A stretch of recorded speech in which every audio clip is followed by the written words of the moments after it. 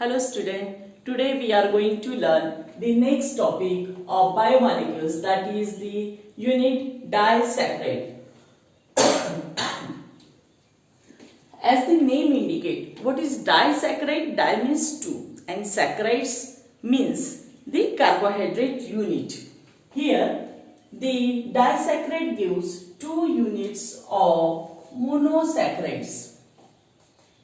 जो मोनोसैक्राइड है जिसका फर्दर हाइड्रोलिसिस नहीं हो सकता, it is the simpler unit of carbohydrate. इसके अगर 2 यूनिट होते हैं कोई कार्बोहाइड्रेट के पास तो उसे हम डाइसैक्राइड कहते हैं. And on hydrolysis with dilute acid और enzyme they produces 2 monosaccharide units. 2 monosaccharide units linked by ether oxide linkage. ये जो दिख रहा है ना यहाँ पे, ये ऑक्सीजन ही हम दिखा रहे हैं 2 यूनिट, ये इससे ऑक्सीजन से अटैच है. इसे क्या कहते हैं? Ether oxide linkage and which is called the glycosidic linkage. अगर आपको डेफिनेशन पूछते हैं तो आपको इस तरह से लिखना होगा. What is glycosidic linkage? The 2 monosaccharide units linked by ether oxide linkage called glycosidic linkage. और ये कैसा फॉर्म होता है? यहाँ पे ये जो 2 OH होते हैं एनोमेरिक कार्बन को अटैच, तो उस OH 2 OH में से H2 मॉलिक्यूल रिमूव हो जाता है और बचा क्या है? ऑक्सीजन, जो कि यहाँ रहता है. इस तरह ग्लाइकोसाइडिक लिंकेज फॉर्म होता है. So here the important point is, out of 2 monosaccharides at least 1 must use it's anomeric hydroxyl group. यानी ये 2 में से एटलीस्ट एक के पास तो भी यहाँ पे OH होता है. अगर इसको हम सेपरेट लिखते हैं तो इसके पास भी OH है, इसके पास भी OH है, और ये दोनों OH में से H2O लिबरेट होके ये ग्लाइकोसाइडिक लिंकेज फॉर्म हुआ है.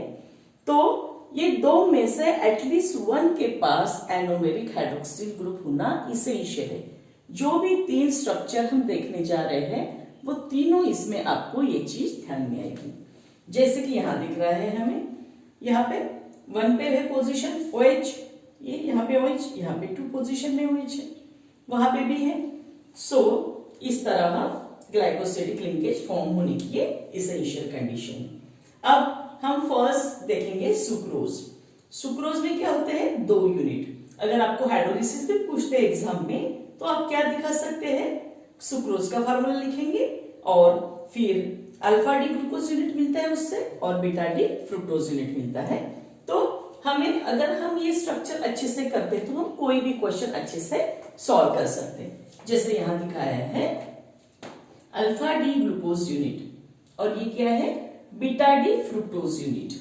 तो दोनों में फर्क है, हमने ये सब पहले पढ़ा है पहले वीडियो में. फ्रुक्टोज में ऐसे पेंटागोनल रिंग है और ग्लूकोज में ऐसे हेक्सागोनल रिंग है. उसको बराबर आपको नंबर से लिखना है. यहाँ 1 2 3 4 5 6 ऐसे लिखना है. यहाँ पे 1 2 3 4 ऐसा लिखना है. क्यों? क्योंकि यहाँ पे 1 पोजीशन और 2 पोजीशन के जो कार्बन एटम है उसको अटैच जो OH है, जिसे हम एनोमेरिक हाइड्रोक्सिल ग्रुप कहते हैं, उससे ये ग्लाइकोसाइडिक लिंकेज फॉर्म हुआ है. तो in this manner this is the glycosidic linkage. और उसका नाम हम क्या रखेंगे? मैंने उसको एनसर्कल किया है. ये 1 और 2 पोजीशन पे है, अल्फा बीटा जिसे हम कहते हैं, तो इसका नाम हो जाएगा अल्फा बीटा 1 2 ग्लाइकोसाइडिक लिंकेज. क्यों कहेंगे हम ऐसा? क्योंकि ये अल्फा पोजीशन पे बीटा 1 और 2 है, इसलिए. अब ये हो गया अल्फा डी ग्लूकोज यूनिट. इसको हम ऐसे भी लिख सकते हैं D प्लस ग्लूकोज, और ये क्या है? D माइनस फ्रुक्टोज, क्योंकि ये यो रोटेटरी है, ये डेक्स्ट्रो रोटेटरी है, इसलिए. और ये भी D है और ये भी D है, क्योंकि इनके लास्ट जो असिमेट्रिक कार्बन है वहां पे राइट हैंड साइड में OH है. ये सब हमने पहले ही क्लियर किया है. The next part is Leo rotation of fructose. यानी ये जो फ्रुक्टोज है और ये ग्लूकोज है, इसका जो लियो रोटेशन है this is larger than the dextro rotation of the glucose. ये ग्लूकोज के डेक्स्ट्रो रोटेशन से जाता है. आपको लियो रोटेशन और डेक्स्ट्रो रोटेशन पता है ना? PPL को लेफ्ट एंड राइट साइड में जो डिफ्लेक्ट करते हैं वो प्रॉपर्टीज हमने इसके पहले ही पढ़ी है, अगर आपको पता नहीं तो फिर से एक बार पढ़ सकते हो। तो ये जो रोटेशन है फ्रुक्टोज का, लियो रोटेशन ऑफ फ्रुक्टोज, ये क्या है, ज्यादा है। This Leo rotation is larger than the dextro rotation of glucose. तो ये जो फाइनल प्रोडक्ट होगा, सो हाइड्रोलिसिस प्रोडक्ट यानी फाइनल हाइड्रोलिसिस होने के बाद हैज नेट लियो रोटेशन, ये जो कंपाउंड बनेगा तो उसका क्या होगा, लियो रोटेशन वो दिखाएगा, क्योंकि वो लार्जर है। इसीलिए हम ये जो हाइड्रोलिसिस प्रोसेस है उसे इन्वर्शन ऑफ केन शुगर कहते हैं। इसके पहले भी हमने ये वर्ड यूज किया केमिकल काइनेटिक में, inversion of cane sugar etcetera, पर हमें ये रीजन आपको पता नहीं था। तो यहाँ ग्लाइकोसाइडिक लिंकेज क्या है, अल्फा बीटा 1,2 ग्लाइकोसाइडिक लिंकेज। आपको तीनों एग्जाम्पल में यही चीज ध्यान में रखनी है कि उसमें कौन से 2 यूनिट है और जो ग्लाइकोसिडिक लिंकेज है वो कौन से कार्बन से बनता है। बस अगर आप इतना 2 चीजें ध्यान में रखते हो, स्ट्रक्चर और ग्लाइकोसिडिक लिंकेज के कार्बन एटम, तो आपका जो स्ट्रक्चर होगा, ये जो सुक्रोज माल्टोज जो स्ट्रक्चर आप लिखेंगे वो गलत नहीं होगा। तो यहाँ पे आपको क्या रखना है ध्यान में, ग्लाइकोसिडिक लिंकेज में C1 of alpha glucose and C2 of fructose, यानी ये दोनों पास पास लिखना है आपको। क्या, C1 ऑफ ग्लूकोज, यहाँ C1 of glucose and C2 of fructose, ये दोनों आपको पास पास लिखने हैं, इससे ग्लाइकोसिडिक लिंकेज फॉर्म होगा। और ये जो है वो क्या है, नॉन रेड्यूसिंग शुगर है, वो टोलेंस रिएजेंट और फ्रेलिंग सॉल्यूशन टेस्ट नहीं दिखाती है, तो कलर टेस्ट है। क्यों नॉन रेड्यूसिंग है, क्योंकि ये पोटेंशियल CHO ग्रुप इसके पास नहीं है, तो रीजन हमको मालूम है, पर कहां पे पोटेंशियल CHO ग्रुप नहीं दिख रहा है हमें, here no potential CHO group which is involve in glycosidic linkage formation. यहाँ पे जो OH अटैच होता है CHO पोटेंशियल ग्रुप, वो यहाँ पे इन्वॉल्व हो गया है ग्लाइकोसिडिक लिंकेज में। तो इधर कहीं भी देखिए आप, अभी यहाँ पे पोटेंशियल CHO ग्रुप हमें नहीं दिखता, जो कि माल्टोज में अगर आप देखेंगे स्ट्रक्चर तो ये रेड्यूसिंग शुगर है। ऑन द अदर हैंड इससे अगर हम कंपैरिजन करते हैं, क्यों, क्योंकि ये जो एनोमेरिक हाइड्रोक्सिल ग्रुप है, C1 नंबर का जो हेमिएसिटल ग्रुप है which have the potential CHO group, यहाँ पे हमको दिख रहा है OHC, वो होने की वजह से रेड्यूसिंग शुगर वो होती है माल्टोज में। और यहाँ पे क्या हो रहा है, ये जो 1 नंबर है, 1 नंबर यहाँ पे इन्वॉल्व हो रहा है, तो ये 1 नंबर यहाँ पे इन्वॉल्व नहीं हो रहा है एक में, तो उसके पास पोटेंशियल CHO। और ये जो प्रॉपर्टीज है, ये प्रॉपर्टीज हैवॉर्थ फॉर्मूले से ही हम एक्सप्लेन कर पाते हैं। सिंपल स्ट्रक्चर से हम कोई भी ये जो सैकराइड्स है उसके रेड्यूसिंग प्रॉपर्टी हम एक्सप्लेन नहीं कर पाते, ये इसलिए हम ये सब पढ़ रहे हैं।